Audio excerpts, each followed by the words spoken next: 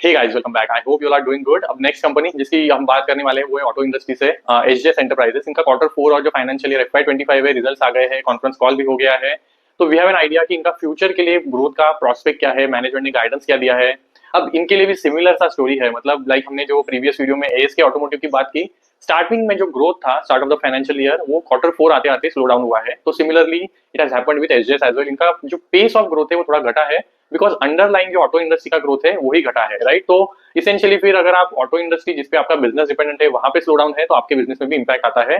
तो इनका भी जो पेस ऑफ ग्रोथ है वो क्वार्टर 4 में सिंगल डिजिट में आया है, ऑलमोस्ट 7 to 8% का रेवेन्यू ग्रोथ है। बट ओवरऑल इन्होंने फिर भी ईयरली जो इनका परफॉर्मेंस है वो ठीक ठाक है, मतलब 20% के प्लस से रेवेन्यू ग्रोथ है और PAT growth is even higher, थोड़ा ऑपरेटिंग लेवरेज मिला है।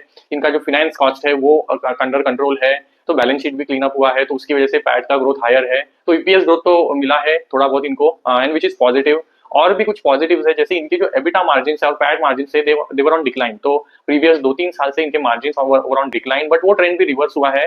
अब वो क्यों हुए थे हमने इसकी प्रीवियस वीडियोस में भी बात की, बिकॉज इन्होंने जो भी एक्विजिशन किए थे, एक्सोटेक का एक्विजिशन किया था, डब्ल्यूपीआई का एक्विजिशन किया था, तो इन सारे एक्विजिशन के बाद फिर उनको कंसोलिडेट करना, उनको स्केल अप करना, ये काम उनका चल रहा था और बिकॉज ऑफ दैट इनके मार्जिन पे थोड़ा प्रेशर था। बट वो ट्रेंड भी अभी रिवर्स हो गया है, इनके मार्जिन इंप्रूव हुए हैं कंपेयर टू लास्ट ईयर और ये अभी स्टेबल है अराउंड 26% एट एबिटा लेवल, तो विच इज पॉजिटिव। अब गाइडेंस क्या है उसकी हम डिटेल में डिस्कशन करेंगे। Before going into the numbers, एक मिनट स्पेंड करते हैं अंडरस्टैंड करने के लिए इनका बिजनेस मॉडल क्या है। तो एसजेएस एंटरप्राइजेस एक प्रीमियमाइजेशन और एस्थेटिक्स पे फोकस करती है। ये जो टू व्हीलर्स होते हैं या फिर पैसेंजर व्हीकल्स होते हैं उनमें लगने वाले एस्थेटिक प्रोडक्ट्स को ये बनाती है, जैसे डीकैल्स हो गया, लोगोस हो गया, बैजेस हो गया, इन मोल्ड लेबल्स हो गया, इन मोल्ड इलेक्ट्रॉनिक्स हो गया, जो इवन कंज्यूमर ड्यूरेबल्स में लगती है। तो ये सारी जो चीजें हैं ये बनाने की एक्सपर्टीज है एसजीएस के पास, और इनका लार्ज मोर देन 5000 SKUs है जो ये चीजें बना सकती है। ये डिजाइन टू डिलीवरी का जो क्लाइंट की रिक्वायरमेंट होती है एस्थेटिक को, उनका जैसे रिक्वायरमेंट है उस हिसाब से कंप्लीटली ये इन हाउस डिजाइनिंग के साथ मैन्युफैक्चरिंग कर सकते हैं और लार्ज वैरायटी ऑफ प्रोडक्ट्स को ये बना सकते हैं। तो ये इनकी खासियत है, और इनका domestic as well as export market में भी प्रेजेंस है। इनका मेजोरिटी रेवेन्यू अभी भी डोमेस्टिक मार्केट से ही आता है, मोर देन 90%, बट इनका फोकस एक्सपोर्ट मार्केट पे भी है। और इनका एस्पिरेशन है कि जो करंटली एक्सपोर्ट का जो कंट्रीब्यूशन है इनके रेवेन्यू में अराउंड 7 to 8% का, उसको डबल करना बाय नेक्स्ट कमिंग FY25। तो which is again going to even add their margins. तो ये इनका फोकस एरिया होने वाला है। Consumer durable is a smaller part of their revenue. Auto industry two wheeler plus passenger vehicle है, contributes more than 75%। तो almost 75 to 80% revenue auto से आता है, 17-18% कंज्यूमर सेगमेंट से आता है, रिमेनिंग अदर सेगमेंट। तो मेजरली इनका ब्रेड एंड बटर सेगमेंट अभी भी ऑटो इंडस्ट्री के रिलेटेड ही लिंक्ड है, और इसकी वजह से थोड़ा सा जो ऑटो इंडस्ट्री में सीजनल इम्पैक्ट आते हैं इनको भी कुछ हद तक वो इसका इम्पैक्ट दिखता है। अगर इस क्वार्टर के अगर आप नंबर्स देखेंगे तो यू विल नोटिस इनका जो रेवेन्यू है वो 7% से बढ़ा है, एबिटा भी 7% से बढ़ा है compare to Q4 of last year. But PAT में जंप है, अदर साइड की थोड़ा इनका डेट है वो कम हुआ है, तो वहां पे थोड़ा सपोर्ट मिला है। ओवरऑल इनका ईयरली नंबर देखेंगे तो रेवेन्यू 21% से ग्रो हुआ है, एबिटा 27% और PAT almost 40%। And the point two look is margin कहाँ पे सेटल हुए हैं, तो वो जो डिक्लाइनिंग ट्रेंड है मार्जिन में वो रिवर्स हुआ है, 26% एबिटा और अराउंड 15.6% जो पैट मार्जिन है। तो नंबर्स इनके हेल्दी है अगर ईयरली इनका परफॉर्मेंस देखें, बट Q4 तक जो आते आते पेस ऑफ ग्रोथ है वो थोड़ा डेफिनेटली घटा है। अब इनका अगर सेगमेंट देखें तो अगर if you look at the volume growth जो ऑटो इंडस्ट्री में है वो सिंगल डिजिट में थे। हमने एएसके में भी इसकी बात की थी कि ऑटो इंडस्ट्री का जो वॉल्यूम है कोविड के बाद जो स्पाइक अप हुआ था ऑन अ लोअर बेस, 23 में अराउंड 19% था, 24 में 10% था, और अभी FY25 में जो ऑटो इंडस्ट्री का ग्रोथ है वो सिंगल डिजिट में है। और टू व्हीलर का उसमें कंपेयर करेंगे तो थोड़ा बेटर है, बट ओवरऑल सिंगल डिजिट में ही ग्रोथ है। और if you look at SJS still is doing better, अगर Q4 देखे या फिर फाइनेंशियल ईयर देखे 1 to 1.5x इन्होंने ऑटो इंडस्ट्री को आउट परफॉर्म किया है, तो विच इज गुड। और ओवरऑल भी अगर कंसोलिडेटेड परफॉर्मेंस देखेंगे तो इन्होंने ऑलमोस्ट 2x इनको बीट किया है FY25 में। और इनका यही गाइडेंस है, अगर इनका आप रेवेन्यू का गाइडेंस देखेंगे तो ऐसा जो परसेंटेज नहीं बोलते, बट इनका कहना है अब FY26 के लिए ऑटो इंडस्ट्री का क्या गाइडेंस है, auto industry is expected to grow around 6 to 8% या इवन कैन गेट बेटर अगर मॉनसून अच्छा होता है, और ये जो रेट कट्स हुए हैं, जो बजट में टैक्स रिलेटेड थोड़ा एग्जाम्पशंस मिले हैं, तो उसकी वजह से ऑटो इंडस्ट्री में रिवाइवल आता है। ये अगर डबल डिजिट को टच भी करती है तो SJS can grow even twice of that, जो वॉल्यूम प्रोडक्शन होता है it can even be better compare to जो ऑटो इंडस्ट्री का अंडरलाइन ग्रोथ होगा। तो 2x करना, ऑटो इंडस्ट्री को आउट परफॉर्म करना, ये इनका गाइडेंस है for FY26 while maintaining margin. इनका कहना है कि इनके मार्जिन को और सपोर्ट मिल सकता है, यहाँ से और ज्यादा इंप्रूव भी हो सकते हैं, बट लार्जली ये इनका गाइडेंस है। अभी अगर थोड़ा आगे बढ़े, इनकी कैपेक्स रिलेटेड अगर प्लान्स की बात करें तो इनकी मैन्युफैक्चरिंग फैसिलिटीज कहाँ पे, इनका पुणे और बैंगलोर में मैन्युफैक्चरिंग प्रेजेंस है, बट इनका कैपेसिटी यूटिलाइजेशन हायर साइड पे है। एचजेएस का जो स्टैंडअलोन खुद का कैपेसिटी है वो अराउंड 70% यूटिलाइजेशन पे चल रहा है, जो खुद ही एक हायर नंबर है। और जो इनकी सब्सिडीज है एक्सोटेक, वो ऑलमोस्ट 90% पे करंटली रन कर रही है। और जो WPI जो इन्होंने 2 एक्विजिशन किए थे वो भी ऑलमोस्ट 70% के ऊपर ही चल रही है। तो कैपेसिटी यूटिलाइजेशन इनका फिर भी करंटली हाई चल रहा है। अब इन्होंने कुछ नए क्लाइंट्स भी ऐड किए हैं, हम उसकी बात करेंगे। तो ये कैपेसिटी यूटिलाइजेशन हाई चलने की वजह से इनको अपने कैपेसिटीज को रैंप अप करना पड़ रहा है। एक्सोटिक की जो इनकी फैसिलिटी है वो ये जो पुणे में है, यहाँ पे ये कैपेक्स कर रहे हैं, ऑलमोस्ट 30 करोड़ इन्होंने ऑलरेडी स्पेंड किया है, और यहाँ पे और ये पैसा डालने वाले इवन इन FY26। तो इसेंशियली ये अपनी कैपेसिटीज को ऑगमेंट कर रहे हैं, अंडरस्टैंडिंग द नीड। अब ये कैपेसिटी ऑन बोर्ड कब आएगी, तो H1 ऑफ FY26, ये आधा साल होते होते सितंबर तक इनका ये कैपेक्स पूरा हो जाएगा, जहां से अगेन वो ग्रोथ को सपोर्ट मिलेगा, क्योंकि अब यूटिलाइजेशन हाई है तो you can't go beyond specific limits, right. तो ये कैपेसिटी ऑन बोर्ड आना टाइमली जरूरी है। अब ये H1 इन्होंने कहा है कि आ जाएगा।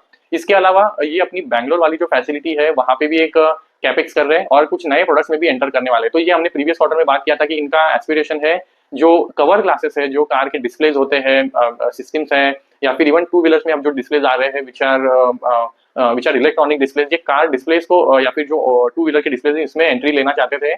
इसके रिलेटेड करंटली कोई भी पहले प्लेयर नहीं है जो इन डिस्प्लेस को इंडिया में करंटली मैन्युफैक्चर करता है। इसमें 100% ये चीजें इंपोर्ट होती है। इनका एक पार्टनरशिप है विस्टियन के साथ, और ये डिस्प्लेस को असेंबल करने का काम करता है, बट जो रॉ डिस्प्लेस है वो तो इंपोर्ट ही होते हैं 100%। तो ये अंडरस्टैंड करते वक्त अंडरस्टैंडिंग द डिमांड, इन्होंने डिस्प्ले सेगमेंट को वेंचर करना डिसाइड किया था। उनकी मैन्युफैक्चरिंग फैसिलिटी का जो काम है करंटली बेंगलोर में होसूर में इनका प्लांट का काम चल रहा है, यहाँ पे कंस्ट्रक्शन चल रहा है। ग्रीनफील्ड प्लांट है, इसके लिए इसको इन्होंने 40 करोड़ अलोकेट किया है फॉर द केपेक्स। अब इन्होंने टाइमलाइन नहीं बोला है कि ये कब तक पूरा होगा, बट इनका ऑलरेडी वहां से क्या मैन्युफैक्चरिंग करना है, किसको सप्लाई करना है, इसका ऑलरेडी निगोशिएशन चल रहा है। फर्स्ट इज तो विस्टियन, जिसको ये अदर प्रोडक्ट सप्लाई करते हैं, वो इंपोर्ट करने से बजाय फिर इनसे ही लेगा, तो इनका ऑलरेडी वो निगोशिएशन चल रहा है विद द क्लाइंट्स, और ये ऑन बोर्ड आ जाएगा तो will definitely keep you posted. But अभी इन्होंने करंटली उसका टाइमलाइन नहीं मेंशन किया है। तो ये नया सेगमेंट होने वाला है जो इनको ग्रोथ को एड करने वाला है। सी, ये जो एक्सोटेक और WPI का इन्होंने एक्विजिशन किया था वो इस एंगल से किया था कि एक्सोटेक के पास कैपेबिलिटी है क्रोमियम प्लेटेड जो लोगोज है, बैजेस है, ये सब बनाने में, यहाँ पे उनका स्पेशलिटी था। और WPI इन मोल्ड जो लेबल्स है, इलेक्ट्रॉनिक है, जो सपोज कंज्यूमर ड्यूरेबल में लगता है, यू माइट हैव सीन जो एसीज के या फिर फ्रिज के जो पैनल्स होते हैं, ये सारी चीजें बनाती है, राइट।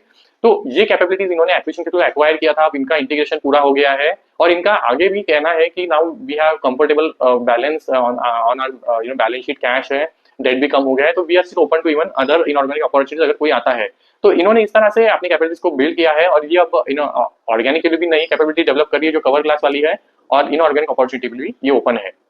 तो ये सारा डेवलपमेंट है जो इन्होंने मेंशन किया इनका कॉन कॉल में। इसके अलावा अब इनका फोकस कहाँ पे है, तो इनके जो ऑर्डर्स इनको मिले थे export related, if you recall हमने प्रीवियस क्वार्टर में बात की थी, इनको सैमसंग हो गया, वर्लपूल हो गया, और जो स्टैलेंटिस एक ऑटो प्लेयर है, वहां से एक्सपोर्ट ऑर्डर्स मिले थे।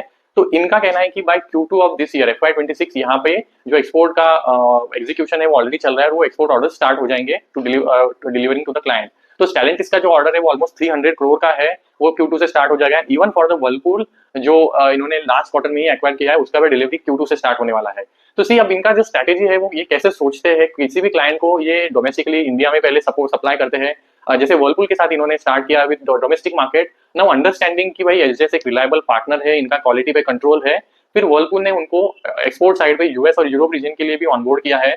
तो यही फिलोसफी के साथ कंपनी काम करती है। एक बार किसी पार्टनर के साथ ट्रस्ट बिल्ड करो, आप क्वालिटी पे कंट्रोल रखो, नई फीचर्स लाओ, नई टेक्नोलॉजी को लाओ, और जैसे जो प्रीमियराइजेशन का ट्रेंड बढ़ता है, आगे रिक्वायरमेंट बढ़ती है, ये अपने कैपेबिलिटीज के थ्रू इन प्रोडक्ट्स को सप्लाई करते हैं even in the export market. और once you have one client which is very trusted, जिसका नाम है एक्सपोर्ट मार्केट में, तो देन आपके लिए रास्ता खुल जाता है अदर एक्सपोर्ट रीजन्स में जाने का, अदर क्लाइंट्स को एक्वायर करने का, राइट। तो ये स्ट्रेटेजी के साथ एसजेएस काम करती है।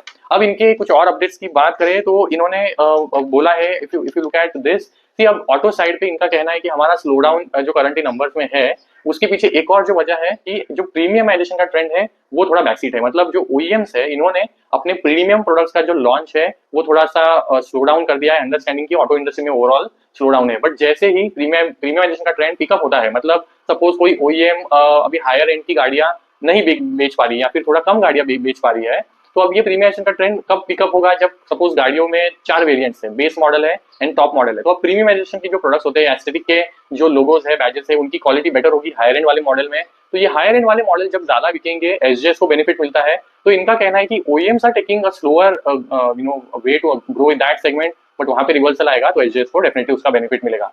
तो अब देखना पड़ेगा ये रिवर्सल कब होता है। इनका एक एमएनएम क्लाइंट है, ऑटो इंडस्ट्री में स्लो डाउन है, टाटा की, मारुति की, आप हुंडई की देख लो, आप नंबर्स, गाड़ियां नहीं बिक रही, but M&M is still doing good. तो एमएनएम की वजह से काफी हद तक इनको ग्रोथ आ रहा है, बिकॉज एमएनएम की तो चलो गाड़ियां करंटली बिक रही है और इनका डिसेंट वॉल्यूम ग्रोथ भी आ रहा है, तो वो काफी हद तक उनको सपोर्ट कर रहा है। इसके अलावा इस क्वार्टर में जो इन्होंने बड़ा क्लाइंट ऐड किया है वो है हीरो। अब ऑलमोस्ट सारे बड़े ओईएम के साथ टू व्हीलर, फोर व्हीलर ये काम तो करते हैं, but Hero was the missing piece. अब हीरो काफी बड़ा प्लेयर है, रूरल हो गया, सेमी अर्बन में काफी हाई वॉल्यूम्स में इनकी गाड़ियां जो टू व्हीलर है वो बिकती है। अब इतना बड़ा क्लाइंट ऑनबोर्ड हो गया है, जो ऑलमोस्ट 250 करोड़ का अपॉर्चुनिटी, ऐसा इनका कहना है। तो it will going to help them grow in the future as well, तो which is a big positive. Consumer durable पे इनका फोकस होने वाला है। इफ यू रिकॉल, इन्होंने प्रीवियस क्वार्टर्स में डिक्सन को भी ऐड किया है, तो अभी विल सी कैसे इनके लिए ग्रोथ पैन आउट होता है। बट यही ओवरऑल इनका अपडेट है। Let me know if you have queries, I will address those in the upcoming video. Thank you so much.